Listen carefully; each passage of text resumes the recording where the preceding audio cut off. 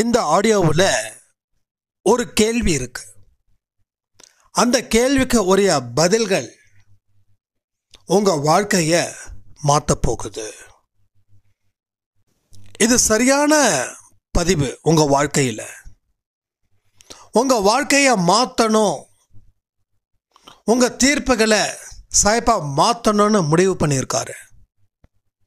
அதற்கு மாற்றணுன்ற அவசியம் இருந்தா இந்த 1 மணி நேர பதிவுகளை பொறுமையா கேளுங்க. இந்த மாற்றத்தின் மூலமா நீங்க சாதாரணமான வெற்றியை சத்தியமா அடைய முடியாது. இந்த வெற்றி எப்படிப்பட்டதா இருக்குன்னா ஒரு ஹிமாலயா வெற்றியை கண்டிப்பா உங்க வாழ்க்கையில இந்த ஜென்மத்தில் உங்களுக்கு வயசு இருந்துச்சுன்னா அது நடக்கும். ஒருவேளை உங்களுக்கு வயசு இல்லை, ஒரு 70-80 ஆயிடுச்சு அப்படின்னா அடுத்த ஜென்மத்தில் சீக்கிரமா உங்களுக்கு நடக்கும். எப்படியா இருந்தாலும் நமக்கு நஷ்டமே கிடையாது.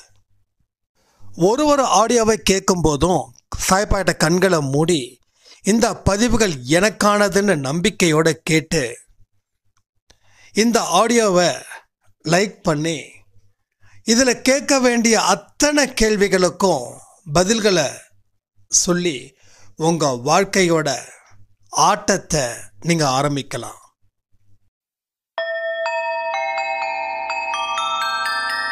ஓம் சாயிரா சாயிரா, ஓம் சாயிரா சாயிரா, ஓம் சாயிரா சாயிரா, அன்பே சாயிரா, பேரன்பே சாயிரா, அகிலம் தளிக்க ஆத்மா விழிக்க அனுதினம் சாயிரா, எங்கள் அன்பே சாயிரா.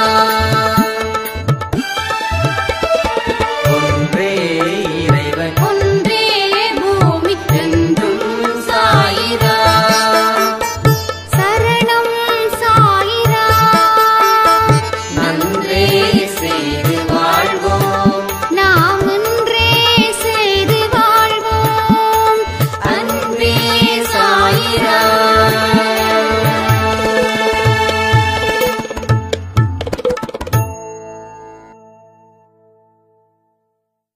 சைரா. என் உயிரின் உயிரானவர்களே, தீர்ப்புகள் திருத்தப்படலாம், வாழ்க்கையில வெளிச்சமும் வரலாம். தீர்ப்புகள் உங்களுக்கு திருத்தப்படணும் அப்படின்னு ஆர்வம் இருந்துச்சுன்னா கடவுள் மேல முழு நம்பிக்கை வைங்க.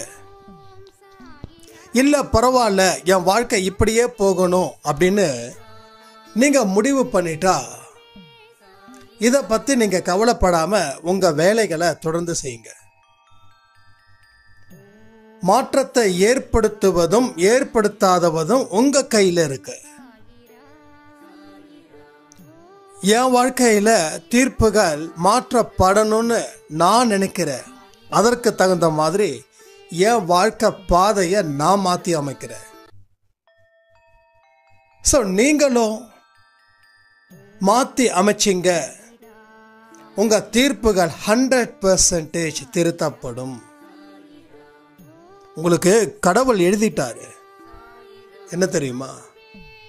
உன்னோட பாவம் பெருசு, நீ உன் பாவத்தை திருத்த முயற்சி பண்ணல, நீ மறுபடியும் பாவத்தை செஞ்சுக்கிட்டு இருக்க. உன் வாழ்க்கை பாதையை மாற்றி அமைக்காத வரைக்கும் உனக்கு தீர்ப்புகளை நான் என்ன கொடுக்கிறேனோ அதுதான், அதை மாற்ற முடியாது. இப்ப மாற்றக்கூடிய அதிகாரம் எனக்கு இருக்குது. அந்த அதிகாரம் யாருக்கு அந்த அதிகாரத்தை நான் கொடுக்க முடியும்னா, எந்த மனுஷனுடைய வாழ்க்கை மாறணும்னு நினைச்சு அவன் நல்வழியில தன்னை ஈடுபடுத்திக்கிறானோ அவனுக்கு மட்டும்தான் அந்த தீர்ப்புகளை என்னால் எழுதி மாற்றி அமைக்க முடியும்.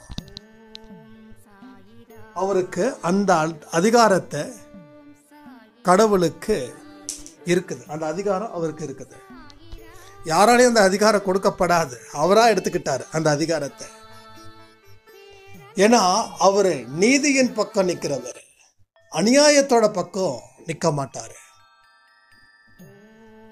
இன்னைக்கு உலகத்துல ஏன் இவ்வளோ அநியாயம் நடக்குது? எல்லா மனுஷனும் பாவம் செய்ய தயாராயிட்டான். பல வருஷத்துக்கு முன்னாடி குடி அப்படின்றது ஊருக்கு வெளியில இருக்கும். ஆனா இன்னைக்கு குடி அப்படின்றது கோயிலுக்கு பக்கத்துலயும் இருக்குது, ஸ்கூலுக்கு பக்கத்துலயும் இருக்குது. இப்ப கொஞ்சம் கவர்மெண்ட் இதெல்லாம் கொஞ்சம் பேசுனதால அங்க இருந்த கொஞ்சம் தூக்குனாங்க, எடுத்துட்டாங்க. அதாவது ஊருக்கு உள்ள வச்சாலும் இந்த குடிக்காரங்களால பிரச்சனை, போற வர மக்களை ஏதாவது ஆபத்தை விளைவிக்கிற மாதிரி சில விஷயத்த செய்யறது. சரி, ஊருக்கு வெளியில வச்சுட்டா அது இன்னும் பிரச்சனை. ஏன்னா அண்ணனுங்க தெளிவா போறாங்க, ஃபுல்லா சரக்கு அடிச்சுட்டு அந்த ஊருக்கு வெளியில அந்த கடை இருக்கிறதால ஊருக்குள்ள வர்றதுக்கு 5 கிலோமீட்டர் 6 கிலோமீட்டர் டிராவல் பண்ணும்போது எப்படி போதையோட டிராவல் பண்ணா கீழே விடாம இருக்கிறது. ஸோ கவர்மெண்ட்டுக்கு இந்த பக்கமும் பிரச்சனை, அந்த பக்கமும் பிரச்சனை. ஆனால் குடிக்காரர்களுக்கு கொண்டாட்டம். ஆனால் இன்னைக்கு குடிக்கிறத பெருமையாக நினைக்கக்கூடிய மனுஷன் இன்னைக்கு வாழ ஆரம்பிச்சிட்டான். குடி இல்லையா, நீ எல்லாம் எதுக்கு மனுஷனா பிறக்கணும்? நீ என்ன சுகத்தை கண்ட? குடிச்சு பாரு அப்படின்ற மாதிரி இன்னைக்கு இது ஒரு நாகரிகம் மிக்க ஒரு பானமா மாறிடுச்சு. அப்ப அநியாயம் செய்யறவங்க மனுஷங்க நிறைய வந்துட்டாங்க.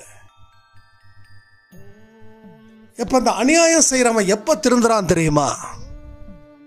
வாழ்க்கையில தன்னால எதையுமே முடியாது, தனக்கு மேல ஒரு பெரிய சக்தி இருக்குது, அந்த சக்தி தான் என்னை காப்பாற்றணும். அப்பதான் அவனுக்கு புரியுது. அது வரைக்கும் அவன் ஆடுற ஆட்டம் கொஞ்சம் நெஞ்சம் இல்லை. ரத்தம் சுண்டுச்சுன்னா ஆட்டம் குறையும். அடுத்தவங்களை எதிர்பார்க்க ஆரம்பிச்சிட்டன்னா ஆட்டம் குறையும். 20 வயசுல இருந்த சுறுசுறுப்பு 80ல இல்லை. ஏன்னா வயோதிகம். நீ எல்லாத்தையும் இந்த காலத்துக்கு, இந்த ஜென்மத்துக்கு அனுபவிச்சே ஆகணும். அந்த மாதிரியான கட்டாயத்தின் பேரில் நான் எதுக்கு வாடணும்னு நீங்க கேள்விகள் கேளுங்க, பதில்கள் கிடைக்கும். நிறைய பேருக்கு கேள்விகளுக்கு பதிலே கிடைக்கல.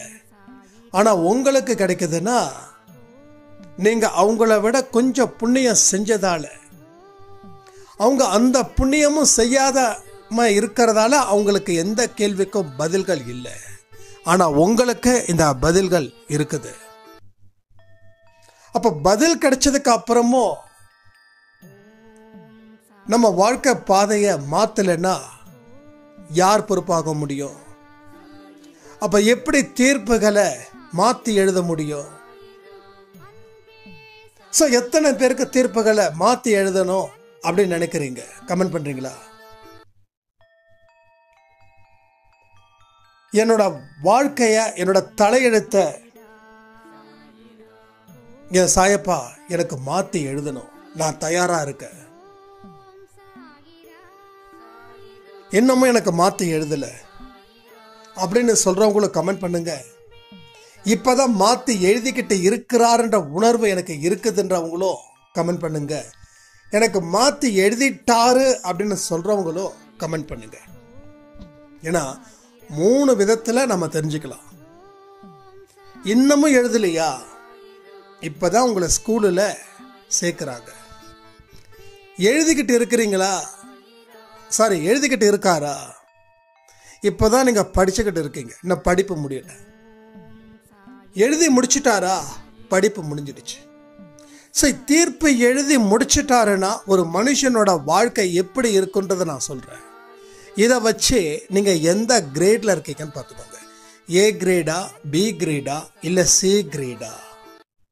இந்த எந்த கிரேடுன்றதை எனக்கு கமெண்ட்டில் வேணும். A or B or C, இதை மட்டும் சொல்லுங்கள். தீர்ப்புகளை மாற்றி எழுதிட்டாரு அப்படின்னா உங்கள் வாழ்க்கை எப்படி இருக்கும்? ரொம்ப கவனமாக கவனிக்கணும். முதல்ல மனசில் அமைதி பொங்கும். ரெண்டாவது நிம்மதி இருக்கும். மூணாவது, யாராவது ஊசியை வச்சு குத்தினா கூட அவங்க மேலே நீங்கள் எந்த விதத்திலையும் திட்டவோ கோபப்படவோ மாட்டீங்க. ஊசின்றது யாரும் ஊசியெல்லாம் குத்த மாட்டாங்க. உங்கள் மனசில் தைக்கிற ஊசி இருக்கு, என்ன ஊசி? அந்த ஊசி.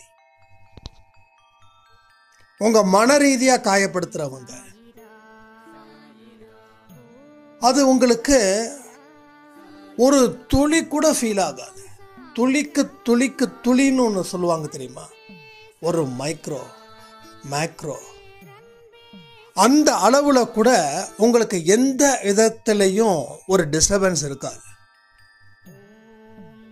அதுதான் உங்கள் வாழ்க்கையை சாயப்பா மாற்றி எழுதிட்டாரு அப்படின்ற ஒரு விஷயம். அது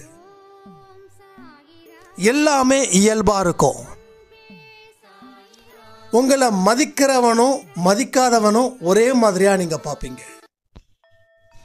உங்கள் கஷ்டத்தை கொடுக்குறவனும் உங்களுக்கு சந்தோஷத்தை கொடுக்குறவனும் ஒரே மாதிரியாக பார்ப்பீங்க.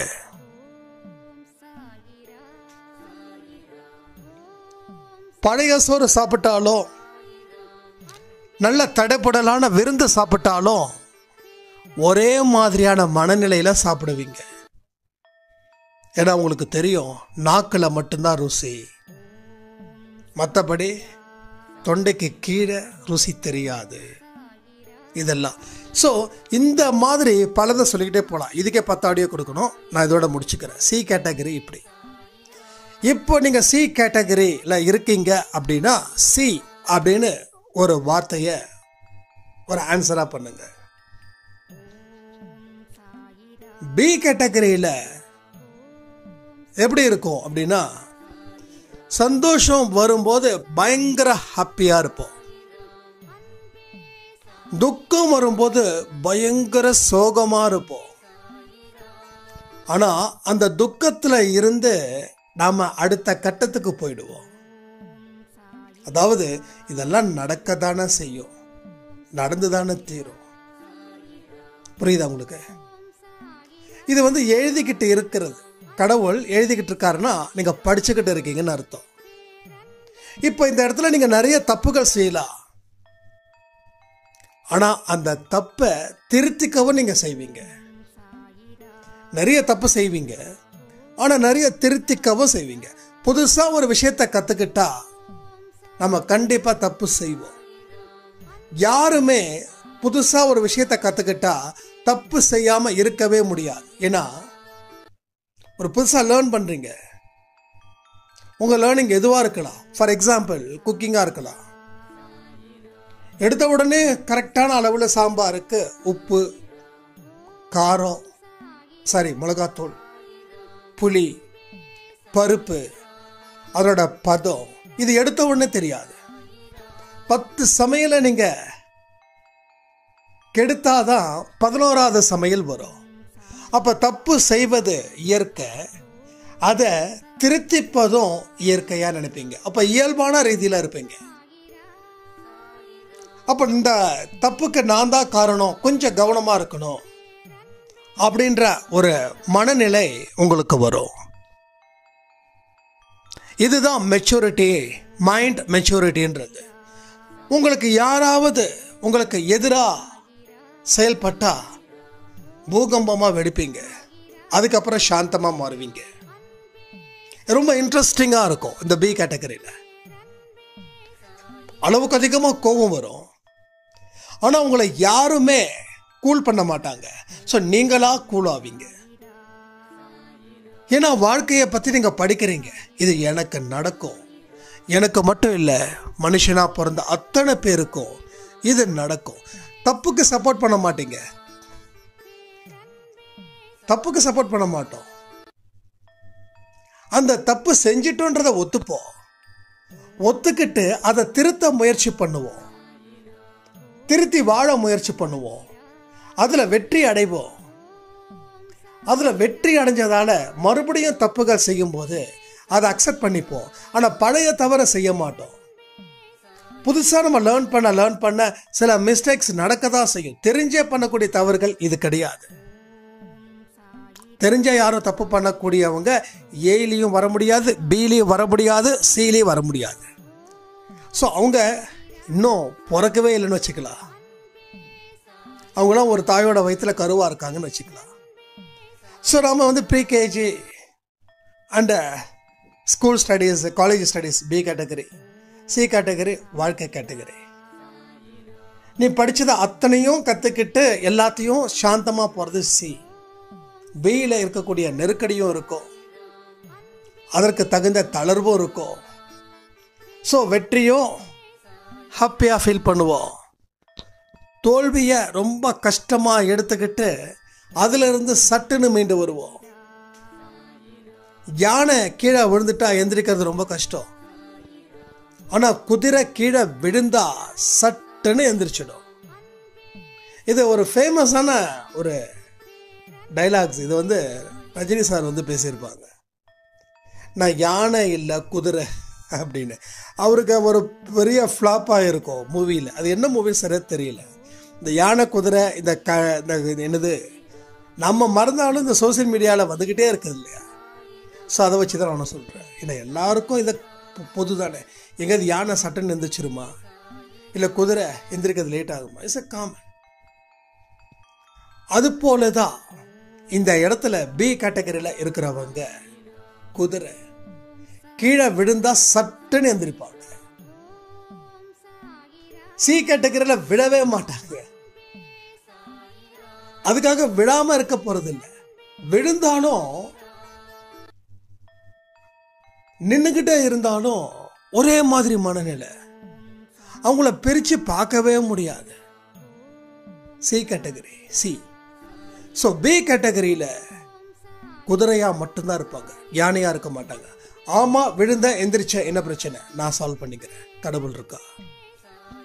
ஸோ கடவுள் பலத்தையும் தன் பலத்தையும் முழுசா நம்பக்கூடியவங்க B category B. C category எல்லாத்தையும் தாண்டினவங்க. ஸோ சி வந்து is a supreme power, ultimate power. அவங்க தான் டாப். அவங்கள பிக்கு கொண்டு வர முடியாது. ஏன்னா அவங்க பிலேருந்து தான் சிக்கு போனாங்க, ஏலேருந்து பிக்கு வராங்க, பிலேருந்து சிக்கு போகிறாங்க. ஸோ சில பேர் பிலே நின்றுடுவாங்க, சிக்கு ட்ரை பண்ண மாட்டாங்க. ஆனால் யார் ரொம்ப ஃபோர்ஸ்டாக லைஃப்பை கற்றுக்குறாங்களோ அவங்களுக்கு மட்டும்தான் அந்த சி கிளாஸ்க்கு சி கேட்டகரிக்கு கிரேடுக்கு போக முடியும். பல பேர் பியில் நின்றுடுவாங்க, அட போப்பா அப்படின்னு. ஸோ அதுக்கு மேலே அவங்க கற்றுக்க விரும்பலை, போதும்னு நினைக்கிறாங்க. ஆனால் இது பரவாயில்ல. ஏ கேட்டகரியை விட பி கேட்டகரி எவ்வளவோ பரவாயில்ல, 50% பாஸ். ஸோ இது எல்லாம் நடந்துச்சுன்னா அது 100% is a B category. So துக்கம் வந்தாலும் யாராவது ஒருத்தவங்க கூல் பண்ணாதான் நான் வருவேன் அப்படின்றதுலாம் இல்லை. தனக்கு தானே கூல் பண்ணிப்பாங்க, நடந்ததை மறந்துடுவாங்க, நடப்பவையில் மட்டும் கவனத்தை வைப்பாங்க. நடப்பவைன்னா இதை ப்ரெசண்ட்டையும் சொல்லலாம், ஃபியூச்சரையும் சொல்லலாம். ஸோ நடந்ததையும் நடப்பவையும் கவனத்தில் வைப்பார்கள், இப்படி வேணா வச்சுக்கலாம். ஆனால் நடப்பவையை விட நடந்தவை சிறப்பாக இருக்கணும்னு நினைக்கிறவங்க பி கேட்டகரி. எனக்கு தெரிஞ்ச வரைக்கும் ஒரு 80% இங்கே எல்லாருமே பி கிரேடு நான் நினைக்கிறேன். அப்போ இது வந்து பி கிரேடு. இப்போ ஏ கிரேடுக்கு வருவோம். ஏன்னா சில இடத்துல வந்து ஏ தான் ஃபஸ்ட்டுன்னு சொல்லுவாங்க. நம்ம இப்படியே போவோம், ஏ ஆரம்பம், பி மிடில், சி டாப்னு வச்சுப்போம். இப்போ ஏ கேட்டகரி என்ன அப்படின்னா, அவங்க வாழ்க்கையில் துன்பமே வரக்கூடாது. என் வாழ்க்கையில் வெற்றி தான் வரணும், தோல்வியே வரக்கூடாது. நான் கடவுளை கும்பிட்டா அத்தனையும் எனக்கு கொடுக்கணும்.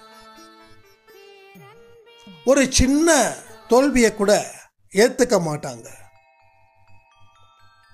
ஒரு பெரிய வெற்றியில கூட சந்தோஷம் பாதியா தான் இருக்கும். ஏன்னா மறுபடியும் நான் தோக்காம இருக்கணும்னு அந்த வெற்றியை கூட அவங்க முழுசா ஏத்துக்க மாட்டாங்க.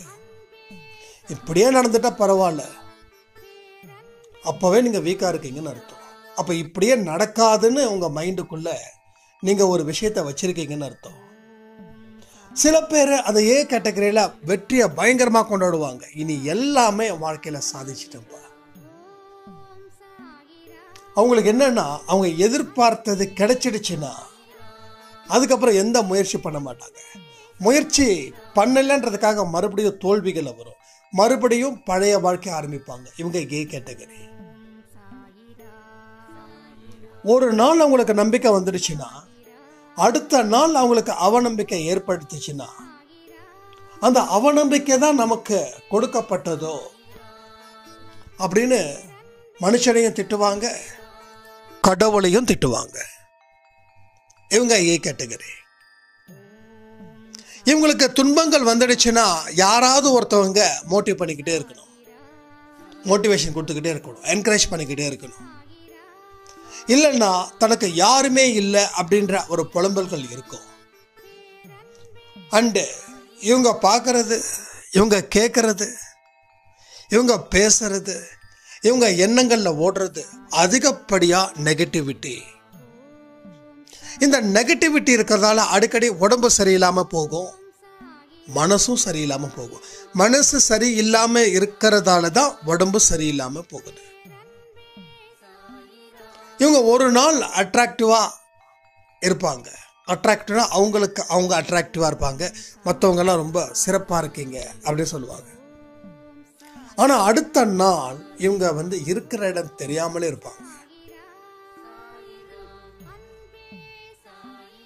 அவங்களோட எனர்ஜி அடிக்கடி லாஸ் ஆகிக்கிட்டே இருக்கும். எப்பயாவது ஒரு தடவை தான் எனர்ஜி பூஸ்டா இருக்கும். அடிக்கடி அவங்க எனர்ஜி லெவல் கொஞ்சம் ஸ்லீப் மோட்ல போயிடும். அப்ப தட்டி எழுப்பணும், எப்பா தூங்காதப்பா, எந்திரிப்பா. தன்னை உணர்ந்துக்காதவர்கள், தன் வாழ்க்கையை பத்தியும் தன் கர்மாவை பத்தியும் தன் பாவங்களை பத்தியும் உணராதவர்கள், எல்லாத்துக்கும் அடுத்தவங்க மேல பழிய சுமத்தக்கூடியவர்கள் தான் இந்த ஏ கேட்டகரி.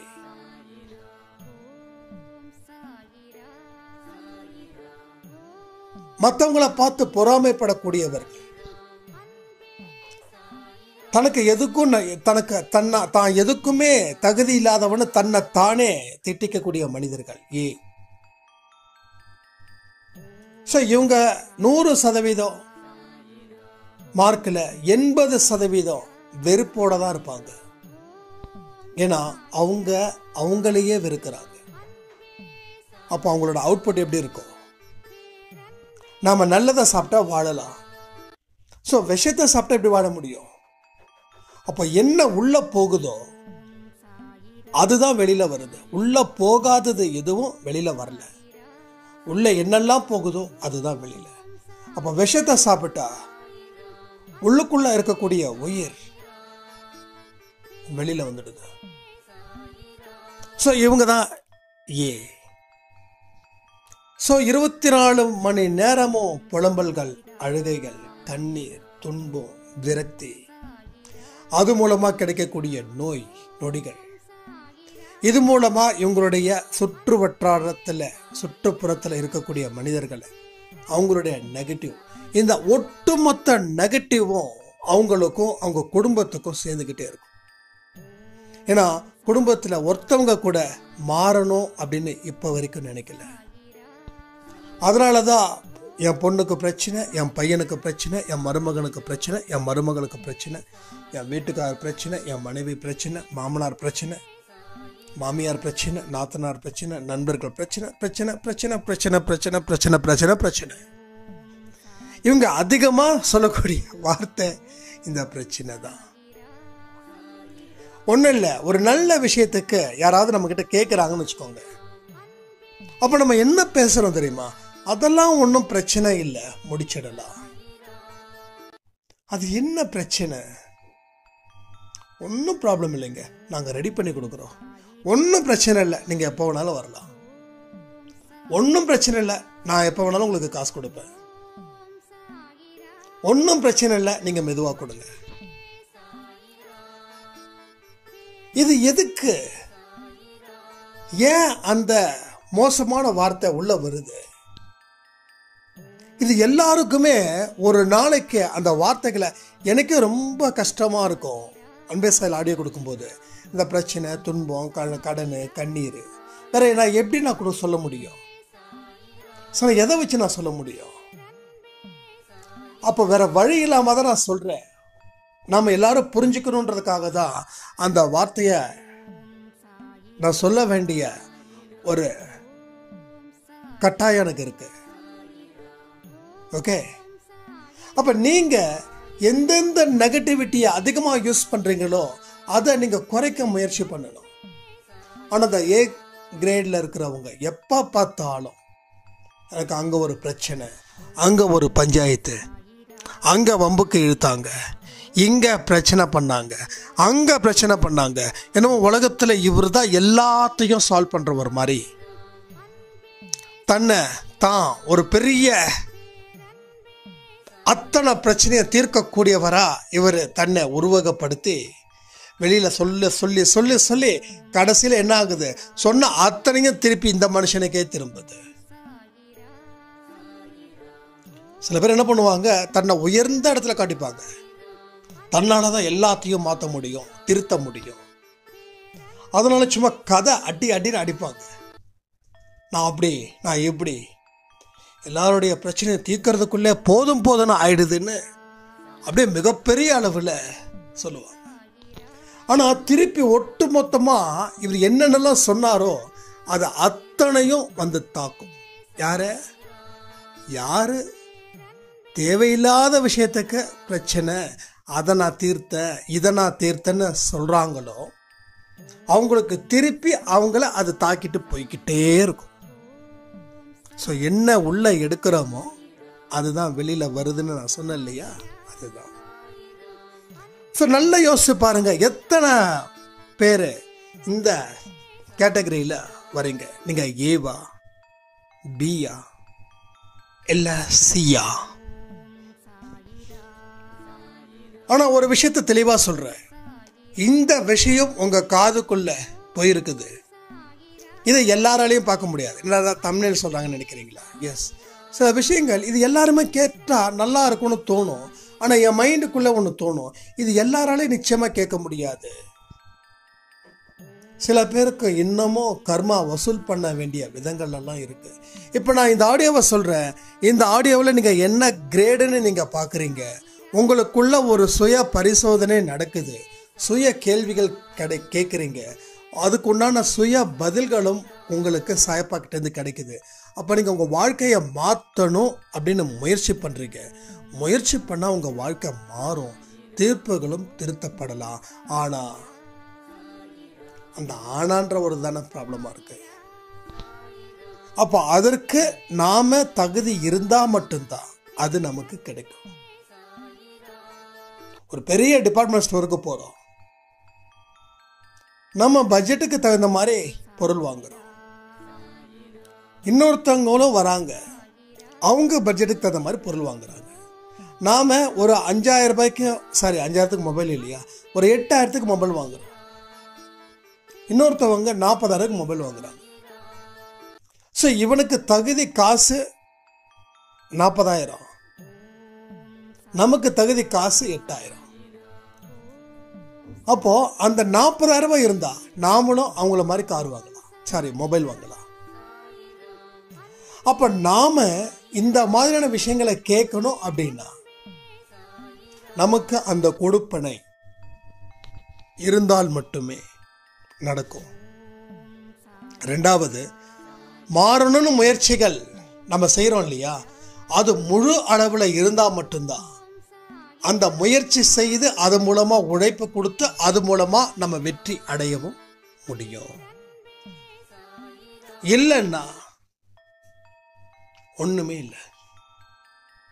அப்போ நாம நிறைய நல்ல விஷயங்களை தெரிஞ்சுக்கணும் அப்படின்னா என்ன பண்றதுன்னு ஒரு சாய்ராம் கேட்டிருந்தாங்க.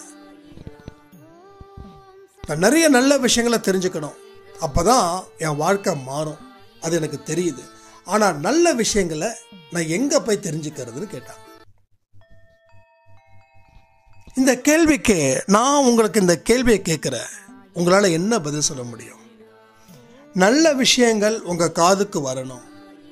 அன்பே சாய் ஆடியோவில் இருக்கிற அத்தனையும் கேட்பதற்கு உங்க மனது தயாராக இருக்கணும், அதுக்கு நேரம் தயாராக இருக்கணும், அதற்கு தகுந்த முயற்சி இருக்கணும், அதுக்கு தகுந்த உழைப்பு இருக்கணும், அதுக்கு தகுந்த முடிவு இருக்கணும். இது எத்தனை பேருக்கு இப்படிப்பட்ட விஷயங்கள் எனக்கு ஆசை இருக்குது, ஆனால் என்ன செஞ்சால் எனக்கு கிடைக்கும், என்ன செஞ்சால் கிடைக்காது, இதை மட்டும் கொஞ்சம் கமெண்ட் பண்ணுங்க.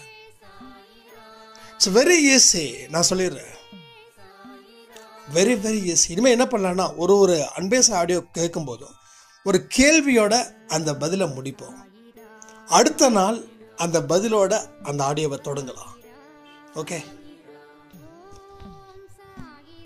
அப்போ நல்ல விஷயங்கள் உங்க காதுக்கு வரணும்னா என்ன செஞ்சா காதுக்கு வரும்?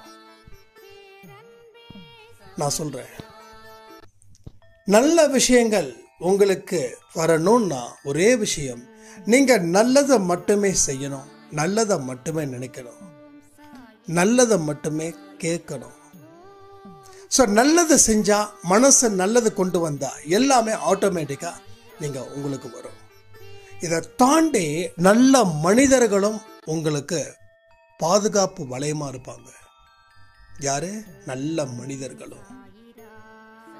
நேத்து ஒருத்தர் சொன்னாரு,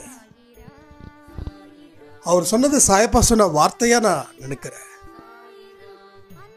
இந்த ஊருக்கு நீங்க நல்ல சக்சஸ் ஆயிருக்கீங்க, உண்மையிலே ரொம்ப சந்தோஷமா இருக்கு. நல்ல மனசு இருந்தா எல்லாமே நல்லதே நடக்கும். இந்த ஆஃபீஸ்க்கு வந்தீங்க, இந்த ஆஃபீஸ் எப்படி இருந்ததுன்றது எனக்கு, ஆனால் அவர் 5-10 வருஷமா நம்ம ஆஃபீஸ் பக்கத்தில் தான் இருந்தார், நம்ம வர்றதுக்கு முன்னாடியிலேருந்தே இருக்காரு. ஜஸ்ட் ஒரு 2 நிமிஷம் மட்டும் தான் பேசணும், 2 நிமிஷம். என்ன சொன்னேன், நம்ம வாங்கின காரை நம்ம ஆஃபீஸில் இருக்கிறதுக்குள்ளதான் ஒருத்தர் காட்டிட்டு வந்துடு, நான் கொஞ்சம் ரொம்ப பிஸியாக இருக்கேன், நான் அப்புறம் பேசிக்கிறேன், ஏன்னா எல்லாரும் நல்லா பேசிட்டோம், நல்லா பழகிட்டோம் அப்படின்னு. சரி ஓகே. என்ன விஷ்ணுவும் அப்பாவும், விஷ்ணு சாய்ராம் டிரைவிங் ஸ்கூல்லாம் போயிட்டு சும்மா பட்டாசு கிளப்புறாரு கார் ஓட்டுறதுல. அப்போ அவர் நான் அன்னைக்கு நான் போகலன்றதால அடுத்த நாள் நான் ஆஃபீஸ்க்கு போகிறேன். என்கிட்ட சொல்கிறாங்க, இந்த ஆஃபீஸ் தெரியும், இது எப்படி இருந்ததுன்னு தெரியும், ஆனால் இப்போ எப்படி இருக்குதுன்னு தெரியும். அதே போல் நீங்கள் வாங்கின கார் ரேட்டு என்ன அப்படின்னாரு. 1,86,000 சொன்னேன். ரொம்ப சூப்பர், நல்லா இருந்தது. கார் உள்ள உட்காந்தா காரோட சவுண்டு கூட கேட்கல, அவ்வளோ நல்லா, அவ்வளோ அம்சமா இருந்தது. ஸோ நல்ல மனசு இருந்தா எல்லாமே நல்லதே நடக்கும் அப்படின்னு சாயப்பா சொன்னக்கூடிய வார்த்தைகளை அவர் எனக்கு சொன்னாங்க. அப்போ நான் யோசிக்கிறேன், இப்போ ஆடியோ கொடுக்கும்போது 5 வருஷத்துக்கு முன்னாடி என்னை சுற்றியும் மனிதர்கள் தான் இருந்தாங்க, இப்பயும் என்னை சுற்றி மனிதர்கள் தான் இருக்காங்க. ஆனால் அந்த மனிதர்கள் கூண்டோடு போயிட்டாங்க. இன்னைக்கு இருக்கக்கூடிய மனிதர்கள் ஒரு பாதுகாப்பு வளையத்தில் இருக்காங்க. ஸோ நம்ம ஆஃபீஸ் சம்மந்தப்பட்ட ஒரு சொந்தமாக இருக்கட்டும், என் உயிருக்கு உயிரான சொந்தமாக இருக்கக்கூடிய அன்பே சாய் சொந்தமாக இருக்கட்டும், நட்பு வட்டாரமாக இருக்கட்டும், ஒரு பெரிய பாதுகாப்பு வளையத்தோட என்னை கொண்டு வராங்க. அப்படின்னா நம்ம நல்லதை மட்டும்தான் செய்யணுன்ற வேகத்தில் இருந்தோம், வைராக்கியத்தில் இருந்தோம், முடிவை பற்றி கவலைப்படல. முடிவு என்னவோ அது கடவுளுக்கு இருக்கட்டுமே, கடவுள் என்ன கொடுத்தாலும் அதை ஏற்றுக்கலான்னு அந்த மைண்ட் செட்டில் நம்ம இருந்ததால அத்தனையும் பொறுத்துக்கிட்டோம், துன்பத்தையும் கஷ்டத்தையும் இன்னைக்கு கூட நான் விஷ்ணு சாயிட்ட சொன்னேன். 2019 ஜனவரி மாதம் இந்த ஊருக்கு குடி வந்தோம்.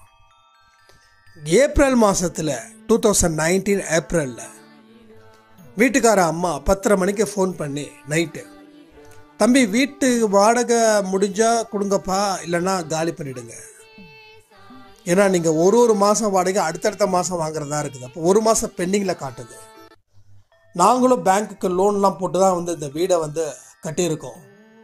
நீங்கள் இப்படி பண்ணுறது எங்களுக்கு ரொம்ப கஷ்டமாக இருக்குது. நைட்டு 10:30 மணிக்கு 10:45 கால் பண்ணி சொல்கிறாங்க. அப்போ ஒரு மனசில் எவ்வளோ வேதனை இருக்கும். அடுத்த நாள் காலையில் நம்ம பில்டிங் ஓனர் தம்பி ரொம்ப சிரமமாக இருந்துச்சுன்னா காலி பண்ணிடுங்கப்பா அப்படின்னாங்க. இந்த 2 விஷயமும் என்னால் அந்த அன்னைக்கு மனசு ஃபுல்லாக ஒரு பயம் கஷ்டம் இருந்தாலும் சாய்பா கிட்ட போயிட்டு, நீ இருக்கிற அதை பற்றி நான் கவலைப்படலை, உனக்கு இந்த ஊரை விட்டு போகணும், இந்த இடத்தை விட்டு போகணும், நீ முடிவு பண்ணிட்டா நான் போகிறேன், எதுக்கு நான் ஃபீல் பண்ண போகிறதில்ல. அப்போ நான் பியில் இருந்தேன், பி கிரேடில். அப்போ நீங்கள் இப்போ எந்த கிரேடில் இருக்கீங்கன்னு கேட்குறீங்களா என்ன? நான் சொல்ல மாட்டேன், நான் சொல்கிறேன், சொல்லும்போது சொல்கிறேன். அப்படின்னும் போது அந்த கஷ்டம் நைட்டு ஃபுல்லாகவே கொஞ்சம் இருந்தது. ஏன்னா எங்கே போனாலும் நேட்டிவ் பிளேஸில் இருக்கும்போது இதே பிரச்சனை. இந்த இடத்துக்கு ஓகே பிஸ்னஸ் பண்ணாலும் கடையை திறந்து வச்சுருக்கிறோம், வாங்கிறதுக்கு ஆள் இல்லை. எவ்வளோ பெரிய ஒரு கஷ்டமான ஒரு சூழ்நிலை நமக்கு இருந்திருக்கும். ஸோ ரொம்ப ரொம்ப ரொம்ப ரொம்ப ஃபீல் ஆச்சு. அப்போ நான் சொல்கிறேன் விஸ்வசாயிட்ட இன்னைக்கு வாக்கிங் போகும்போது 2019 நாம் பிஸ்னஸை டெவலப் பண்ணுவோம், நமக்கு அன்பே சாயின்னு ஒரு குடும்பம் கிடைக்கும், உனக்கு நல்லது மட்டும்தான் நடக்கும், இந்த ஊரில் நீ நல்ல சிறப்பாக இருப்ப அப்படின்னு அந்த கஷ்டப்பட்ட நேரத்தில், அதாவது 2019 இந்த மார்ச்லேயும் ஏப்ரல்லையும் கஷ்டப்பட்ட நேரத்தில் யாராவது சொன்னாங்கன்னா அவங்க மேலே நமக்கு கோபம் வருமா இல்லை காலில் விழுந்து வணங்குவோமா? நீங்கள் எப்படின்னு எனக்கு தெரியாது. ஆனால் நான் சொல்கிறேன், கண்டிப்பாக நான் கோவப்படுவேன். ஒரு 8,000 ரூபாய் வீட்டுக்கு வாடகைக்கு கொடுக்க வக்கு இல்லாமல் நான் உட்காந்துருக்கிறேன், இந்த 4 வருஷத்தில் நானா அப்படின்னு. ஆனால் இன்னைக்கு அதை நினச்சி பார்க்கும்போது நம்மளோட உழைப்பு இப்போதான் அங்கீகரிக்கப்படுகிறது. நம்மளோட பரிசுத்தமான இதயத்தில் இப்போதான் அந்த அசுத்தம் நீங்கி இருக்கு. அதனால தான் எனக்கு கெட்ட மனிதர்கள் எல்லாம் நம்மளை விட்டுட்டு போயிட்டாங்க. நல்ல மனிதர்கள் நமக்கு பக்கபலமா இருக்கிறாங்க. இதெல்லாம் எப்போ தெரியுதுன்னா அப்போ தெரியுது, இப்போ தெரியுது, அப்போ தெரியல, இப்போ தெரியுது. அதே போலதான் உங்க வாழ்க்கையிலையோ ஏல இருந்தீங்கன்னா நோ ப்ராப்ளம், உங்களால் முடியும். நான் கேட்கறது ஒன்று தான், இதை மட்டும் செய்யுங்க. அன்பே சாயில வரக்கூடிய 2 ஆடியோவை நிச்சயமாக கேட்கணும். அடுத்தது வெற்றி நிச்சயம் சாயின் சத்தத்தை காலையில் கொடுக்கக்கூடிய 5 மணி ஆடியோவை நிச்சயம் கேட்கணும். இந்த 3 ஆடியோவையும் நீங்கள் முழுவதுமாக கேட்கணும். நீங்கள் நேரம் இல்லை அப்படின்னு சொன்னீங்கன்னா அதுக்கு நான் என்ன ஆன்சர் பண்ணுறதுன்னு தெரியல. ஏன்னா ஒரு ஆடியோ இவங்களுக்கு, இன்னொரு ஆடியோ அவங்களுக்குன்னு என்னால் பிரித்து கொடுக்க முடியல. எல்லாமே பொதுவானது தான். நான் என்ன கண்டென்ட் கொடுக்கறதுன்னு தெரியல. அந்த டைட்டில் கொடுக்கும்போது எனக்கு ஆடியோ கொடுக்கும்போது கூட ஈஸி. ஆனால் அந்த டைட்டிலில் அதை சொல்லியிருக்கோமே அதை சொல்கிறதா, இதை சொல்லியிருக்கோமே இதை சொல்கிறதா, எதை சொல்கிறது, கொடுக்கறத 4 லைனில் முடிக்கணும். இல்லைன்னா அதை ஜூம் பண்ணி தான் பார்க்கணும். இப்போ எல்லாருக்குமே கண்ணு பிரச்சனை இருக்குது. 20 வயசில் இருக்கிறவங்களே கண்ணாடி போடுற நிலைமைக்கு வந்தாச்சு. ஸோ 40 சொல்ல வேண்டாம், 60 சொல்ல வேண்டாம், 80 சொல்ல வேண்டாம். நம்ம அன்பே சாயில 15 வயசுல இருந்து ஒரு ஸ்கூல் படிக்கிற பாப்பா தினமும் அந்த ஆடியோ கேட்காம போகாது ஸ்கூலுக்கு. ஐ திங்க் இந்த வருஷம் 11th நினைக்கிறேன் அந்த குட்டி பாப்பா. ஆனால் நான் 11th நான் கேட்காம போப்பேன். இதுதானே நீங்கள் சொன்னீங்க அப்படின்னு கமெண்ட்டில் நான் பண்ண முடியலன்னா நான் வாட்ஸ்அப் மட்டும் ஆடியோ கொடுத்து சட்டு நான் கமெண்ட் பண்ணுற அளவுக்கு கூட நேரம் இருக்காது. ஆனால் ஆடியோ கேட்கறதுக்கு நேரத்தை ஒதுக்கும் அந்த பாப்பா. சம்டைம்ஸ் வந்து வீட்டில் வந்து டேட்டா போடலை அப்படின்னா அந்த எத்தனை நாள் கேட்குதோ அது சண்டே அன்னைக்கு அதை காலையில் கேட்டுட்டு தான் அந்த பாப்பா ஸ்டார்ட் பண்ணுமா. சில நேரத்தில் நான் பெருமைக்காக சொல்லலைன்னு நினைக்கும், நான் வந்து அப்படி பேசக்கூடிய ஆள் இல்லை, உங்களுக்கு தெரியும். சில நேரத்தில் ஸ்கூல் படிக்கும்போது அந்த எக்ஸாம் டைம்லலாம் என்னோடய ஆடியோ கொஞ்சம் மைல்டாக ஓடுமா, இந்த பாப்பா படிச்சுட்டு இருக்குமா. அதாவது கேட்ட ஆடியோவை மறுபடியும் ஸ்கூல் படிக்கிற இடத்துல எக்ஸாம் பண்ணது, எக்ஸாம் போயிட்டு வந்ததுக்கப்புறம் நான் வந்து பார்ப்பேன். எங்கள் அம்மா சொல்லுவாங்க, என்னடி உங்கள் அண்ணன் என்ன பேசலையா இன்னும் வாட்ஸ்அப்பில்? இல்லைம்மா அண்ணன் இன்னும் பேசலம்மா. சில பேசுனா நானே சொல்கிறேன்டி, அம்மா பார்க்க மாட்டாங்களா, அவங்க அம்மா பார்க்க மாட்டாங்களா. சம்டைம்ஸ் நம்ம 8:30 மணி 8:45 பப்ளிஷ் பண்ணுவோம்ல, அப்போ வந்து இந்த பாப்பா சொல்லுமா, நம்ம அண்ணா ஸ்டேட்டஸ் வச்சுருப்பாங்க, ஸ்டேட்டஸ் வச்ச உடனே நீங்கள் எனக்கு சொல்லணும் சரியா அப்படின்ற மாதிரி. சொல்கிறேன்னு அப்போ போயிட்டு டக்குன்னு போய் பார்ப்போம். அப்போ ஸோ அவங்க அம்மா சொல்லுவாங்களாம், உங்கள் அண்ணன் ஸ்டேட்டஸ் வச்சுட்டாருடி, வந்து பார்த்துக்கோ. உடனே இந்த பாப்பா போய் பார்த்துட்டு படிக்கிறத விட்டுட்டு பார்த்துட்டு அந்த பொண்ணு வந்து நல்ல மார்க் ஸ்கோர் பண்ணியிருக்குது. 400 ஐ திங்க் 490 என்னமோ சம்திங், சரி தெரில, கிட்டத்தட்ட 90% நான் எடுத்திருக்கேன்னா எங்கள் வீட்டில் எல்லாருக்கும் ஒரு பெரிய ஷாக்கிங்கு. நான் வந்து எப்படி படிப்புன்றது எங்கள் குடும்பத்துக்கே தெரியும். என்னோட ரிலேட்டிவ்கிட்டலாம் சொன்னேன், என்ன பாப்பா நீ மார்க் அதிகமாக சொல்கிறியா, 100 மார்க் அப்படின்னு கிண்டல் பண்ணாங்க. எதுக்கு சொல்கிறேன்னா, எதை நீங்கள் உறுதியாக மனசில் வைக்கிறீங்களோ அது உறுதியான வெற்றியை கொடுக்கும். அவ்வளோதான். நான் அதை அன்பே சாயை பார்த்தா மட்டும்தான் நான் சொல்லலை, நம்ம இந்த குடும்பத்தில் இருக்கோம். அதனால் நான் சொல்கிறேன், உங்களுக்கு என்ன விருப்பமோ, எது உங்கள் மனசுக்கு நல்லதுன்னு படுதோ அந்த ஆடியோவை கேளுங்க. என்னை விட இன்னும் நிறைய பேர் நல்லபடியாக சூப்பராக செமையாக, நானாவது 40 நிமிஷம், சில பேர் 8 நிமிஷம் 10 நிமிஷத்தில் பேசுகிறவங்களாம் இருக்காங்க. ஸோ அவங்களது இன்னும் எக்ஸலண்ட்டாக நிச்சயமாக இருக்கும். தாராளமாக கேளுங்க. நமக்கு தேவை ஒன்று தான், நீங்கள் எங்கே இருந்தாலும் யார் அன்பே சாய் குடும்பம், அது ஒன்று தான் நான் எதிர்பார்க்கறது. நீங்கள் எதை வேணாலும் கேளுங்க. ஒரு ஜீசஸ் பற்றி ஒரு ஆடியோ யாராவது கொடுக்குறாங்களா கேளுங்க. குரானை பற்றி சாய்பாபா பற்றி இன்னும் எத்தனையோ பேர் நம்ம சாய்பாபா அட்வைஸில் வந்து அந்த ஒரு கண்டென்ட்டில் வந்து பேசுகிறாங்க. தாராளமாக கேளுங்க, தப்பே கிடையாது. ஆனால் நம்ம அன்பே சாய் குடும்பத்துக்கு ஒத்துப்போகுதான்னு பாருங்கள்.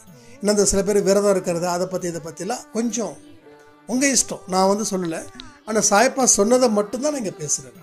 அப்படி யாராவது அப்படி சொல்ல மாட்டாங்க, அப்படி யாராவது சொன்னாங்கன்னா அது கொஞ்சம் அதை மட்டும் ஸ்கிப் பண்ணிவிடுங்க.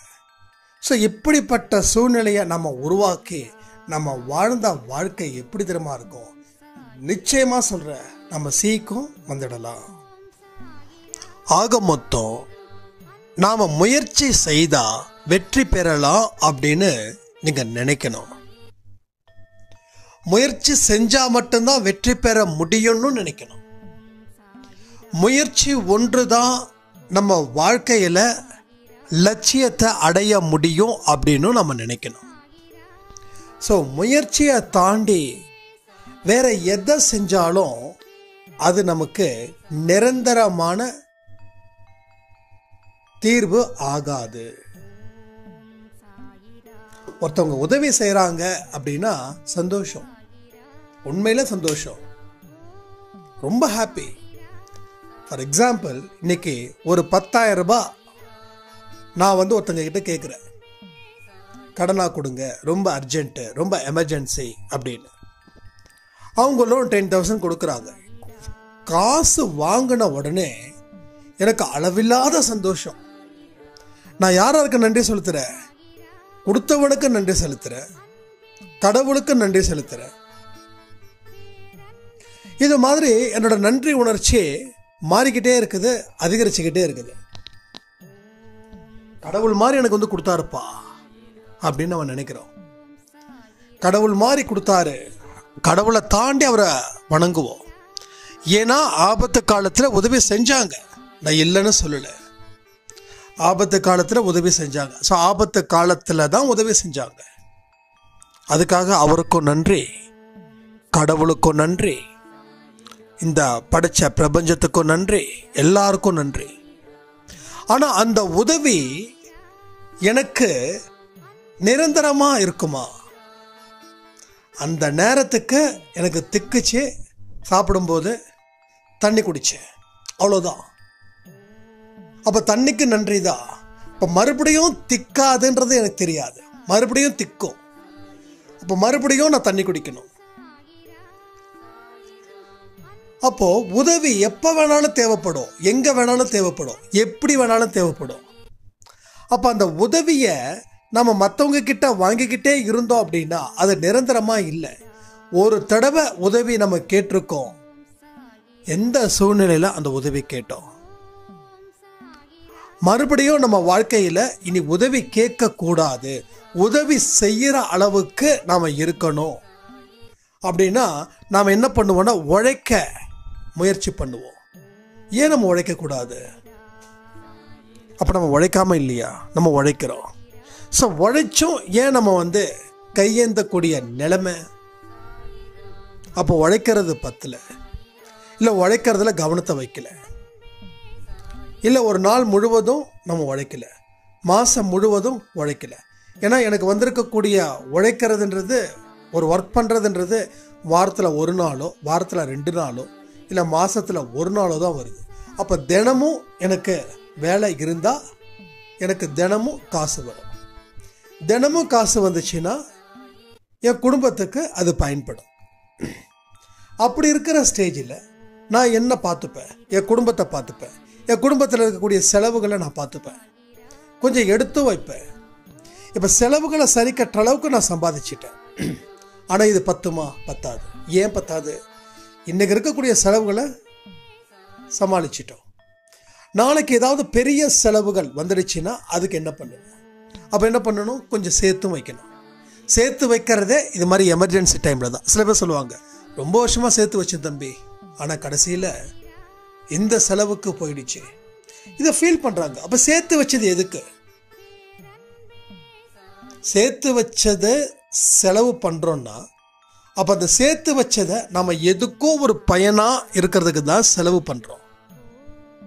ஆனால் அதுக்கு கூட நமக்கு வருத்தம், இவ்வளோ கஷ்டப்பட்டு சேர்த்து வச்சேன், கடைசியில் எல்லாம் ஹாஸ்பிட்டல் செலவுக்காக போயிடுச்சு. அப்போ நீங்கள் சேர்த்து வச்சதால யாருக்கிட்டையும் நீங்கள் உதவி கேட்கல.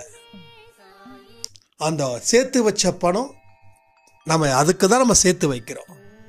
எந்த விஷயங்களும் எந்த சம்பவங்களும் நடக்கலைன்னா சந்தோஷம், சேர்த்து வச்சு தான் இன்னொருத்தங்கிட்ட கொடுத்துருவோம். ஆனால் நமக்கு என்ன வேணாலும் எப்படி வேணாலும் நடக்கும். ஒரு ஹாஸ்பிட்டலில் ஒரு குழந்தைய கூட்டிட்டு போனாவே குறைஞ்சது 1000-2000 ஆகுது. ஸோ அதுக்கு முன்னாடி என்னாச்சு? 100 ரூபா டாக்டர் ஃபீஸு, 100 ரூபா மாத்திரை மருந்து, இப்படி இருந்தது. 200 ரூபா, அதிகபட்சமாக 500 ரூபா, அதுவும் அதிகம், ரொம்ப ரொம்ப அதிகம். எப்போ? அப்போ நிறைய கிளினிக் இருந்தது. ஆனால் இன்னைக்கு கிளினிக்கே இல்லை, இன்னைக்கு எல்லாமே ஸ்பெஷாலிட்டி தான். அப்போ கிளினிக்கில் வச்சிருந்த டாக்டர்ஸ் எல்லாம் பெரிய ஹாஸ்பிட்டலுக்கிட்ட போயிட்டாங்க. ஏன்னா எனக்கு தெரிஞ்ச ஒரு எம்பிபிஎஸ் டாக்டர் கிட்ட சொன்னது இதுதான், இப்பெல்லாம் யாருமே வரதில்லைப்பா கிளினிக்கு, எல்லாருமே எங்க ஸ்பெஷலிஸ்டோ சின்ன ஒரு வலிக்கு கூட அங்கே தான் போகிறாங்க. அப்போ நாங்கள் எப்படி சும்மாவே உட்காந்து எங்களுக்கு இன்னும் ஒரு மாதிரி பைத்தியம் முடிச்ச மாதிரி ஆகிடுது. ஒரு ரிட்டையர் ஆன ஒரு சர்ஜன்ட்டு என்கிட்ட சொல்கிறாங்க, வந்தால் தானேப்பா, யாருமே வரல. அப்போது என்ன ஆகுது? இங்கே உட்காந்தா நமக்கு இன்னமும் நம்ம நோயாளி ஆகிடுவோன்னு சொல்லி டாக்டருங்க என்ன பண்ணிட்டாங்க, நல்ல பிஸியஸ்டான ஹாஸ்பிட்டலில் போயிட்டு அங்கே போய் ஜாயின் பண்ணிக்கிறாங்க. ஸோ இப்போ என்ன ஆகுது? இவர் என்ன சொன்னாலும் அதை தாண்டி தான் அங்கே நடக்குது. இந்த ஸ்கேன் பண்ணுங்க, அந்த ஸ்கேன் பண்ணுங்க, நிறைய விஷயங்களை சொன்னாங்க, அது நான் சொல்ல விரும்பலை. அப்போ செலவு எப்படி வேணாலும் ஆகுது. அது இந்த காலத்தில் ஒரு நார்மலாக ஏதாவது வாங்கி சாப்பிட்டா ஃபுட் பாய்சன் ஆகிடுது. ஃபுட் பாய்சன் ஆனால் 2 நாள் ஹாஸ்பிட்டலில் அட்மிட்டு, பெட்டு, ட்ரிப்பு. இது இப்போ நமக்கு சொந்தத்தில் ஒருத்தவங்களுக்கு நடந்தது. ஒரு பர்கரை சாப்பிட்டாங்க, ஒரு ஆர்டர் பண்ணி 4 பேர் சாப்பிட்டாங்க. 4 பேரில் 3 பேருக்கு எந்த பிரச்சனையும் இல்லை, இவருக்கு மட்டும் ஃபுட் பாய்சன். ஏன்னா உடம்புல எதிர்ப்பு சக்தி எந்த அளவுக்கு இருக்குதோ அதுக்கு தகுந்த மாதிரி தான் அது உடம்பை அது எடுத்துக்குது. இல்லைன்னா இப்படிப்பட்ட விஷயங்கள். இப்போ என்னாச்சு? 2000-3000 ரூபாய் செலவு. அப்போ இதையெல்லாம் யோசித்து பார்த்து தான் நான் சேர்த்து வைக்கிறதுல கொஞ்சம் கவனத்தை வைங்கன்னு சொல்கிறேன். இப்போ நான் சொன்னது தப்பா? சேர்த்து வச்ச காசு எமர்ஜென்சிக்கு பயன்படட்டும். இல்லையா நமக்கு வரல, கடவுள் புண்ணியத்தில் சந்தோஷம். வேறு யாராவது எமர்ஜென்சியாக பக்கத்து வீட்டுக்காரவங்க எதிர் வீட்டுக்காரவங்க இந்த மாதிரி ஹாஸ்பிட்டலில் குழந்தைய சேர்த்துருக்கோம், கொஞ்சம் காசு இருந்தால் கொடுங்கன்னா நீங்கள் சேர்த்து வச்ச காசில் பாதி காசு கொடுங்களேன், தப்பு இல்லைல்ல. ஒருவேளை நமக்கு வந்திருந்தா, நமக்கு வரல, கடவுளோட புண்ணியத்தில் நல்ல மனசு நமக்கு இருக்கிறதால நம்ம கர்மாக்கள் நமக்கு நல்லது கொடுக்கறதால நமக்கு வரலை. ஸோ அவங்களுக்கு வந்திருக்குதுன்னா நம்ம கொடுக்கறது தப்பே இல்லை. திருப்பி அந்த காசை வரலன்னாலும் பரவாயில்லன்ற ரேஞ்சில் இருந்தால் மட்டும் கொடுங்க. ஸோ நீங்கள் வந்து ஒரு எமர்ஜென்சியில் அவங்க கேட்குறாங்க, நீங்கள் கொடுக்குறீங்க, அவங்க நாளைக்கு உங்களுக்கு எமர்ஜென்சி ஆகிடுச்சுன்னா அப்போ நீங்கள் அவங்கள போய் நெருக்கடி கொடுக்கக்கூடாது. அதனால தான் நான் திரும்ப சொல்கிறேன், யாராவது எனக்கிட்ட ஹெல்ப் கேட்டால் கூட என்னால் என்ன முடியுதோ அதை நான் கொடுத்துருவேன். அது 100 இருக்கலாம், 500 இருக்கலாம், 1000 இருக்கலாம். அவங்க கேட்குற அமௌண்ட்டை என்னால் நிச்சயமாக கொடுக்க முடியாது. நான் இன்னொருத்தங்கிட்ட கடன் வாங்கி நான் கொடுக்கக்கூடாது, ஏன்னா அப்படி கொடுத்ததான் நான் மாட்டினேன். அப்போ என்ன நமக்கு முடியுதோ அதை நம்ம செய்யறதுல தப்பே இல்லை. அப்போ நீங்கள் முயற்சி பண்ணால் உழைக்கலாம். அந்த முயற்சி பண்ணாத வரைக்கும் நீங்கள் உழைக்கவே மாட்டீங்க. அப்போ உங்களோட தொடர்ந்து இருக்கக்கூடிய துன்பங்கள் என்ன ஆகும், அதை பேஸ் பண்ணி தான் உங்கள் வாழ்க்கை கடைசி வரைக்கும் போகும். அந்த ஏ கிரேட்ல இருக்கிறவங்களோட வாழ்க்கை கடைசி வரைக்கும் துன்பத்தில் போவதற்கு காரணம் இன்னமும் அவங்க வாழ்க்கையில் என்ன செய்யணும் அப்படின்றது கூட தெரியல. பல பேருக்கு தெரியல. நான் ஒரு ரீசெண்டாக ஒரு பர்சனை மீட் பண்ணேன். 45-46 வயசு இருக்கும். என்ன பண்றீங்கன்னா ஜாப் பார்த்துட்டு இருக்கங்கன்னாரு. என்ன ஏஜுங்கன்னா 45 அப்படின்னாரு. என்னால் அதை அக்செப்ட் பண்ணி கடந்து போக முடியல. என்னடா அவருக்கு 45 வயசு வரைக்கும் ஏன் தேடுறாருன்னா, என்ன சார் ஆச்சுன்னா, சொத்து இருக்குங்க, ஏதோ ஒரு ஜாப்ல பார்க்கலான்னு சொல்லி நான் பார்த்துட்டு இருக்கேங்க, ஏதாவது ஒரு வேலை இருந்தால் நமக்கு நல்லது தாங்களே அப்படின்னு கேஷுவலாக சொல்கிறாங்க. ஸோ அவர் வந்து என்ன பார்த்துட்டு இருக்காருன்னா முயற்சி பண்ணவே இல்லை. அவருக்கு சொத்து இருக்குதுன்னு ஒரு பேக்கப் பண்ண இருக்குது, அதனால பண்ணல. அடுத்த வேலை சாப்பாட்டுக்கு வழி இல்லைன்னா அவர் பண்ணியிருப்பாரு, இந்நேரம் நிறைய சம்பாதிச்சிருப்பாரு. ஸோ நம்ம நினைக்கிறோம் கஷ்டம் வந்துடுச்சு, கஷ்டம் இல்லாத வாழ்க்கை வாழணும்னு. ஆனால் இங்கே கஷ்டப்பட்டதால தான் வாழ்க்கையே நமக்கு நல்லா அமைஞ்சிருக்குது. அது உங்களுக்கு இப்போ தெரியாது, அப்புறம் தெரியும். இன்னும் சில பேர் இன்னும் அதே மாதிரி இன்னொருத்தர் ஒரு அன்பேசையில் சொன்னாங்க, அண்ணா நான் தான் சம்பாதிக்கிறேன், நான் படித்தது +2 தான், ஆனால் என்னோட ஹஸ்பண்ட் வந்து ஒரு டிகிரி ஹோல்டர், நல்ல டேலண்ட்டு, டீச்சராக வந்து எங்கேயாவது ஸ்கூலுக்கு போவார், ஒர்க் பண்ணுவார், 2 மாதம் 3 மாதம் தான், அதுக்கப்புறம் திரும்பி வந்துடுவார். கேட்டால் வந்து அவங்க முன்னாடி கையை கட்டி நின்று வேடிக்கை வேலை பார்க்க என்னால் முடியல, அதனாலன்னு சொல்லிட்டு வீட்டில் தான் சாப்பிடுவார், தூங்குவார். நானும் எவ்வளோ நாள் தான் நான் உழைக்கிறது, எனக்கும் வயசாகலையா, எனக்கும் கை கால் வலி இருக்காதா? இப்படிப்பட்ட மனுஷங்களும் இருக்காங்க. ஸோ ஒரு ஸ்டேஜுக்கு மேலே நம்ம முயற்சி செய்ய மாட்டோம். அப்போ முயற்சி செய்யாமல் இருக்கிறதால தான் நம்ம உடம்பும் நம்ம மனசும் ரொம்ப பலகீனமாகுது. அந்த பலகீனம் என்ன பண்ணுது, ஒரு சோம்பேறித்தனத்தை தேடுது. சோம்பேறித்தனத்தால் நம்ம வெளியில் இல்லைப்பா என்னால் வந்து வேலை செய்ய முடியல, தூங்கிக்கிட்டே இருக்கணும் போல இருக்குதுன்னா, அடுத்தவங்க மதிக்க மாட்டாங்கன்றதுக்காக, அடுத்தவங்க தன்னை மதிக்கணும் அப்படின்றதுக்காக இது மாதிரி பொய் மூட்டைகளை அவுத்து விட வேண்டியது. நான் வந்து கை கட்டி நிற்க மாட்டேன், நான் அதை பண்ண மாட்டேன், இதை பண்ண மாட்டேன், நான் அப்படி, நான் இப்படி, நான் எப்படி வாழ்ந்தேன்னு தெரியுமா, இது மாதிரியான மனிதர்கள் ஏவிலே இருந்துருவாங்க. அப்போ நாம் இப்படிப்பட்ட இடத்துல இருந்தோம்னா நம்ம உடனே நமக்கு அடுத்த ஸ்டேஜுக்கு போகிறது தான் B section, B grade. So B grade தான். இப்போ நான் சொன்னேன் இல்லையா, நான் வந்து எனக்கு நீங்கள் கேள்வி கேட்கலாம், சில பேர் கேட்டிருப்பீங்க, இப்போ நீங்கள் எப்படின்னு சொல்லுங்கள், ஏவா பியா சியா? ஸோ எக்ஸாக்ட்லி சொல்கிறேன், நான் பி தான். ஏன்னா அந்த கோபம் இன்னமும் வருது. கோபம் வந்ததுக்கு அப்புறம் தான் தெரியுது கோபப்படக்கூடாதுன்னு. அப்போ நான் வந்து 100% பி தான், அதில் எந்த சந்தேகமும் இல்லை. இப்போ எனக்கு ருசியானா கொஞ்சம் எக்ஸ்ட்ரா தான் நான் சாப்பிட்றேன், ருசி இல்லைன்னா கம்மியாக சாப்பிட்றேன். ருசி இல்லைன்னா சிலது சாப்பிட்றதே இல்லை. சம்டைம்ஸ் வந்து சாம்பார் சரியில்லாமல் இருக்கும், உடனே கொஞ்சோண்டு சாப்பிட்டு மீதிக்கு அந்த ஈக்குவலண்ட்டுக்கு ஒரு டீயை குடிச்சிருது. அது இஞ்சி போட்டு தான் டீ குடிக்க பிடிக்கும். இஞ்சி இல்லாத டீ பிடிக்காது, ருசி இல்லை. ஸோ ருசிக்கு நான் அடிமை, அப்போது நான் பி தான். ஸோ கோபத்துக்கும் நான் அடிமை, அப்போ பி தான். ஏதாவது சில விஷயங்கள் தப்பாக நம்ம பிஸ்னஸில் பண்ணிட்டோன்னா அது மூலமாக ஒரு வருத்தம் வருது இல்லை, அதுவும் பி தான். ஸோ இந்த பி செக்ஷனில் தான் நானும் இருக்கேன். ஸோ நம்ம அன்பே சாய் குடும்பத்தில் இருக்கிறவங்களும் பி செக்ஷனில் தான் இருக்காங்க.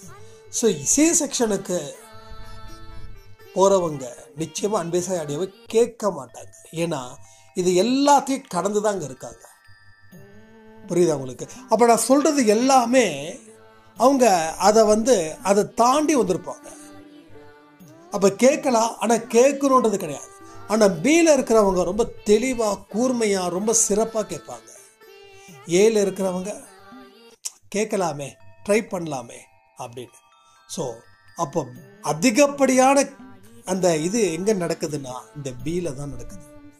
ஸோ ஏல இருக்கிறவங்க ஒன்றா சாமி கும்பிட்டா பிரச்சனை தீருன்றதுக்காக கடவுளை வணங்குறாங்க. ஆனால் பி செக்ஷனில் இருக்கிறவங்க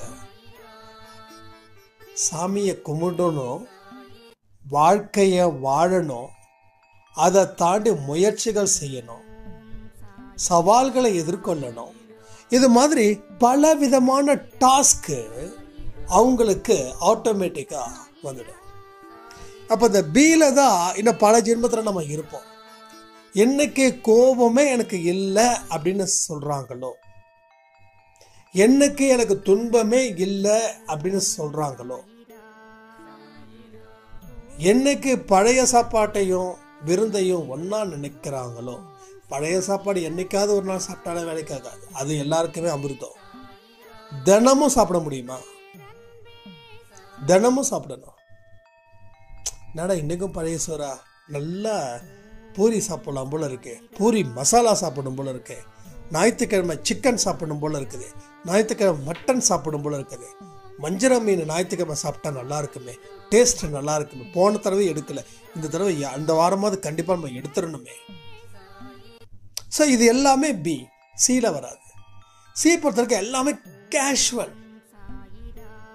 நீ பிரியாணி கொடுக்குறியா, சாப்பிட்ற, நல்லா இருக்கா, நல்லா இருக்கு. இல்லை பிரியாணியில் பழைய சோறு தான் உங்களுக்கு இருக்குது, நாங்கள் மட்டும் பிரியாணி இருக்கு, எங்களுக்கு மட்டும் ஓகே வேணாம், தாராளமாக கொடுங்கம்மா, சாப்பிட்றேன். ஸோ எல்லாத்தையும் ஏற்றுக்கக்கூடிய மனப்பக்குவம் தான் அந்த சீன்றவங்க. ஆனால் பியில் மனப்பக்குவம் இருக்குது, ஆனால் சட்டுன்னு நமக்கு கொஞ்சம் மைண்டில் ஒரு தாட்டு வரும், அதுக்கப்புறம் இன்னொரு தாட்டும் வரும், வேண்டாப்பா இதெல்லாம் ஓகே, அதனால என்ன அவங்க சாப்பிடட்டும், நீ சாப்பிடு, கடவுள் உனக்கு இது கொடுத்துருக்காரேன்னு. ஸோ ஒரு 10 நிமிஷமோ, 1/2 hour 1 hour நம்ம அதை ஏற்றுக்கிறதுக்கு கொஞ்சம் டைம் ஆகும். ஆனால் ஏற்றுக்கிறதே பெரிய விஷயம் தானே. அப்போ அந்த இடத்துல நம்ம இருக்கும்போது நாம் சந்தோஷப்பட வேண்டிய இது இருக்குது. அதனால் இதை எல்லாத்தையும் நீங்கள் யோசித்து பாருங்கள். உங்கள் வாழ்க்கை எப்படி இருக்க போகுது, எந்த வெளிச்சத்தை கொடுக்க போகுது அப்படின்றத இதை பொறுத்தே நீங்கள் முடிவு பண்ணலாம். அதனால் யாருக்கும் எந்த விதத்திலையும் நிர்பந்தம் இல்லாத ஒரு வாழ்க்கையை நாம் இங்கே வாழ முயற்சிகள் செஞ்சே ஆகணும். அதுக்காக உங்களை வருத்திக்க வேண்டாம், முயற்சி செய்யுங்க. ஒரு விஷயத்தை நடக்கிறதுக்கு முன்னாடியே நடந்த மாதிரி நினைச்சு பார்த்து சந்தோஷம் அடைஞ்சு பாருங்களேன். அப்போ அது நடக்கணுன்ற ஒரு ஆசை உங்களுக்குள்ள வந்துடும். ஆனால் நம்ம இது தினமும் செய்கிறோம், தினமும் நினைச்சு பார்த்துக்கிட்டே இருக்கோம். நடக்காத ஒரு விஷயத்த முன்னாடியே நம்ம கண்ணுக்கு முன்னாடியே ஒரு பெரிய டிவி இருக்கிற மாதிரி நம்ம நினைச்சு பார்க்குறோம். அது நடக்குது. உங்களுக்கு தெரியுமா எதுன்னு? கமெண்ட் பண்ணுறீங்களா எதுன்னு? ஸோ நமக்கு இது புதுசு கிடையாது, இது பழசு தான். அது எப்படிங்க நினச்சி பார்க்கறது? நடக்கிறதுக்கு முன்னாடியே அது எப்படி கற்பனையில் நினச்சி பார்க்கறது? எனக்கு தெரியாதுன்னு எந்த மனுஷனாக பிறந்த யாருமே சொல்ல முடியாது. ஏன் இவர் குழந்தைங்க கூட சொல்ல முடியாது, ஸ்கூல் படிக்கிற குழந்தைங்க கூட சொல்ல முடியாது. ஏன்னா ஸ்கூல் படிக்கும்போது தான் வெளியில் 2-3 கூட படிக்கிற அவங்கெல்லாம் அந்த பசங்க, டீச்சர்ஸ், இவங்களை பற்றிலாம் கொஞ்சம் ஓரளவுக்கு உலகம் புரியும் குழந்தைங்களுக்கு. ஸோ அந்த குழந்தைங்கள இருந்து இப்போ உங்களுக்கு என்ன ஏஜ் ஆகுதோ அவங்கள வரைக்கும் அது எனக்கு தெரியாதுன்னு சொல்லவே முடியாது. எல்லாருமே இதை செஞ்சுக்கிட்டு இருக்கோம். அது எதை பேஸ் பண்ணி இருக்குதுன்னா பயத்தை பேஸ் பண்ணி. எனக்கு ஒன்றும் வராது இல்லைப்பா, எனக்கு வந்துருமோன்னு நினச்சேன்ப்பா, இந்த வார்த்தை அதிகமாக நம்ம கேட்டிருக்கோம். எனக்கு வந்துருச்சோ நான் பயந்துட்டேன். அப்போ நடக்கிறதுக்கு முன்னாடியே நமக்கு அந்த ட்ரைனிங் இருக்கு, நடந்த மாதிரி நம்ம நினைக்கிறோம். ஏன்னா அது ட்ரைனிங். இப்போ என்ன நினைக்கிறோம்னா, நம்பிக்கையை வச்சு நம்ம நினைச்சு பார்க்குறோம், சந்தோஷத்தை பேஸ் பண்ணி நம்ம நினைச்சு பார்க்குறோம், தைரியத்தை பேஸ் பண்ணி நம்ம நினைச்சு பார்க்குறோம். ஒரு பெரிய கஷ்டமான விஷயத்த அந்த பயிற்சி எனக்கு இப்படி இருக்குதே அப்படின்னு நினைக்கிறவங்க கூட அந்த பயிற்சியை நம்ம எப்படிலாம் மேற்கொள்ளணும்னு கண்களை மூடி ஒரு படத்தை ஓட விட்டு பார்த்தீங்கன்னா உங்களுக்கு அந்த படத்தின் மூலமா நிறைய விஷயங்கள் உங்களுக்கு தெரியும். அப்போ அது நேரில் நடக்கும்போது அந்த தப்புகள் வந்துருச்சுன்னா அதை உடனே நீங்க சரி பண்ணிப்பீங்க. ஆனா எந்த விதமான கற்பனையும் பண்ணாம நீங்க அங்க போய் உட்காந்தீங்கன்னா கண்டிப்பா அந்த பயிற்சியில நீங்க சொதப்பி விட்டுருவீங்க. ஸோ இதை நான் என்ன சொல்றேன்னா, நான் ஜிம்ல ஒர்க் அவுட் பண்ணும்போது எனக்கு நான் சொல்லியிருக்கேன், என்னோட கோச் நான் ரொம்ப ஸ்டார்டிங்கில் ரொம்ப கேவலப்படுத்தினாங்க. அப்போ எனக்குள்ள ஒரு கஷ்டம் வந்துச்சு. அப்போ நான் நினச்சி பார்த்தேன், நம்ம மட்டும் நல்லா ஃபிட்னஸ் ரெடி பண்ணிட்டு அதுக்கப்புறம் நம்ம ஜிம்முக்கு போனால் எவ்வளோ மரியாதை கிடைக்கும். ஏன்னா அங்கே ஏற்கனவே சில பேர்லாம் இருப்பாங்க இல்லையா, அவங்க கூட போகும்போதே அவங்கள பார்க்கும்போதே நீங்கள் என்ன சாப்பிட்றீங்க, உடம்பு எப்படி பாடி ஃபிட் பண்ணுறீங்க, என்ன டயட்டு, உங்கள் டயட் சார்ட் என்ன அப்படின்னா நம்ம கேட்போம். ஏன்னா கேட்குற அளவில் இருக்கிறவங்க கிட்ட தான் கேட்போம். நல்லா குண்டாக இருக்கிறவங்க கிட்டேயோ இல்லை ஒல்லியாக இருக்கிறவங்க நம்ம கேட்க மாட்டோம். யார் ஃபிட்னஸாக இருக்காங்களோ அவங்கள மாதிரி ஆகணும், அப்போ அவங்க என்ன சாப்பிட்றாங்க, இதுதான் எல்லாரும் கேட்பாங்க. எவ்வளோ என்ன சாப்பிடணும்னு தான் கேட்பாங்க.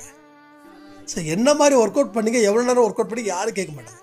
என்ன சாப்பிட்றீங்க, என்ன டயட் சார்ட், இப்படி தான்.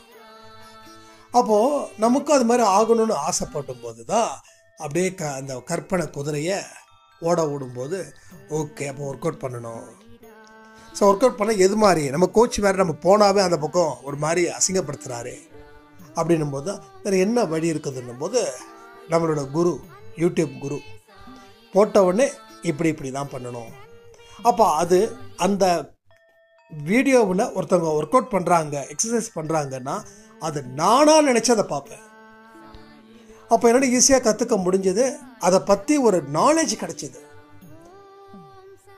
அப்போ அடுத்தடுத்த நாள் போகும்போது நான் என்னென்ன பார்த்தனோ அது எனக்கு உதவி பண்ணுச்சு. அப்போ நம்ம கனவுலையும் கற்பனையிலையும் அண்டு சில வீடியோ மூலமாக பார்க்கக்கூடிய பதிவுகள் நமக்கு ஒரு பயத்தை முதல்ல குறைக்குது. பயம் இல்லாமல் இருந்துச்சுனாவே எல்லாமே கற்றுக்கலாம். ஃப்ளைட்டை கூட ஓட்டலாம், ஆனால் பயம் மட்டும் இருக்கக்கூடாது.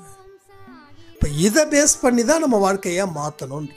அதுக்கு நீங்கள் உறுதியாக இருந்தால் உங்கள் வாழ்க்கை நிச்சயமாக பெரிய அளவில் பேசக்கூடிய ஒரு நபராக நீங்கள் இருப்பீங்க. இது உண்மைன்னு சொல்லி 1 மணி நேரம் வந்ததே தெரியல, 1 ஹவருக்கு மேலே ஓடிட்டுருக்கு. எல்லாமே நல்லது நடக்கணும், நல்லது மட்டும்தான் நம்ம அன்பே சாய் குடும்பத்துக்கு நடக்கும். நிச்சயமாக வானத்தில் இருக்கிற ஸ்டார் மாதிரி நீங்களும் ஒரு ஸ்டார் ஆகணும்னு நான் சாய்பா கிட்ட பிரார்த்தனை பண்ணி இந்த ஆடியோவை நான் முடிக்கிறேன். ஜெய் சாய்ராம்.